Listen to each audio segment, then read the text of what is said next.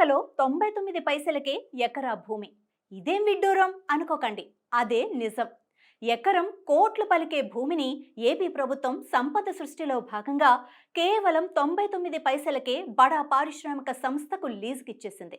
టాటా సంస్థకు చెందిన టీసీఎస్ కంపెనీకి విశాఖపట్నంలో ఎకరం భూమి 99 పైసల చొప్పున 21.6 ఎకరాలను దారాదత్తం చేసింది.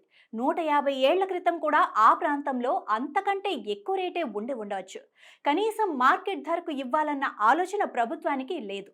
తీసుకునే సంస్థలకు ఉండే అవకాశం అంతకంటే లేదు. ఇలాంటి విడ్డూరమే గతంలో నరేంద్ర మోడీ గుజరాత్ ముఖ్యమంత్రిగా ఉన్నప్పుడు కూడా జరిగిందట.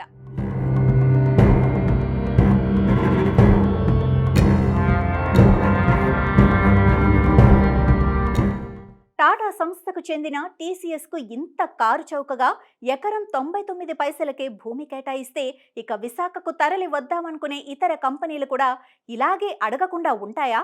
అందరికీ ఇలానే భూములు దారాదత్తం చేస్తూ పోతుందా కూటమి ప్రభుత్వం అనేది ఇప్పుడు ఎదురవుతున్న ప్రశ్న. 1370 కోట్లతో టీసీఎస్ ఓ అభివృద్ధి కేంద్రాన్ని నిర్మించదలిచింది. ఈ కంపెనీ ద్వారా 12,000 ఉద్యోగాలు వస్తాయని ప్రభుత్వం చెబుతోంది. అయితే 12,000 ఉద్యోగాలు ఏపీకి చెందిన వారికే రావు కదా. అందులో సగానికి పైగా ఇతర రాష్ట్రాలకు చెందిన వాళ్లే ఉంటారు.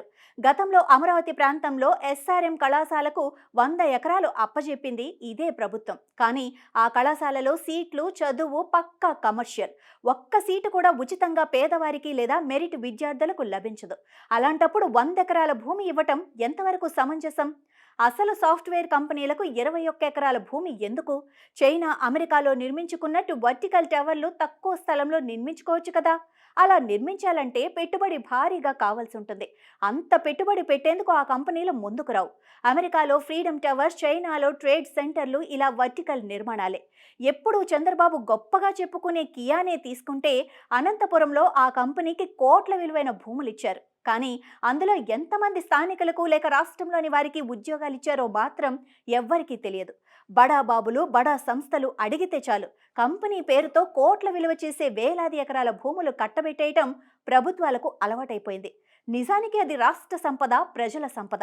అలాంటి సంపదను చిల్లర పైసలకు ఇచ్చేయటం అంటే దోచిపెట్టడం అవుతుంది. కానీ సంపదను సృష్టించటం ఎలా అవుతుంది అనేది సహజంగానే ఎదురయ్యే ప్రశ్న.